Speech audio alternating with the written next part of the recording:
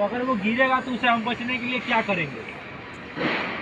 पहली बात आती है ना कि अगर कोई चीज़ वहाँ पे हज़ार्ड है, वहाँ पे एक्सीडेंट हो सकता है, तो आप सोचिएगा ना कि वहाँ से हम बचने के लिए क्या उपाय लगा सकते हैं। अगर नीचे कोई बंदा है तो हेलमेट पहना है, अगर ऊपर से कुछ गिरता है तो सर पे ही हेलमेट क्यों रहता है? बॉडी में हेलमेट तो भी रहना चाहिए। आप लोग सोचिए कि सर में हेलमेट क्यों होता है? बताइए, सर में ही हेलमेट क्यों पहना जाता है?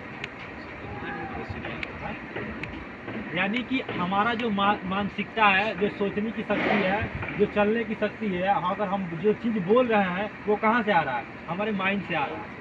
यानी कि जो हम आते जा रहा है, हम बोलते जा रहे हैं, आते जा रहा है, बोलते जा रहे हैं, वही अगर आप नट बोल्ट कसते होंगे तो आपके माइंड में आता होगा उसको दाएं तरफ घुमाए कि बाएं तरफ घुमाए। तो अगर दाएं तरफ घुमाएंगे तो खुलेगा, बाएं तरफ घुमाएंगे तो कसेगा। तो कहाँ से आ रहा है? माइंड से आ रहा है। तो अगर हमारा माइंड सुरक्षित रखने के लिए हमें हेलमेट दिया जाता है कि अगर कोई भी वस्तु अगर ऊपर से गिरता है तो हम क्या करेंगे? उसे मान लीजिए कि पहले गिरेगा तो ये टूट जाएगा, टूटेगा तो मान लीजिए कि अंदर आते आते तक उसका गति धीरा हो जाएगा। क्योंकि कोई भी सपोज आज समझ लीजिए कि ऊपर से अगर कोई हैमर गिरता है तो हैमर तो बहुत भारी रहता है।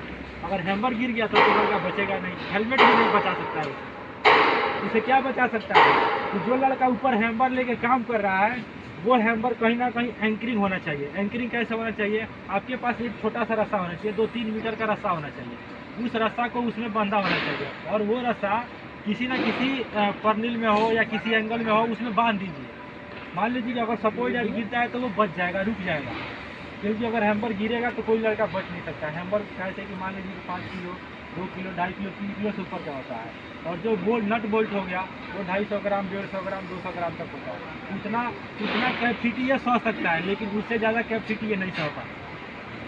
तो ये हो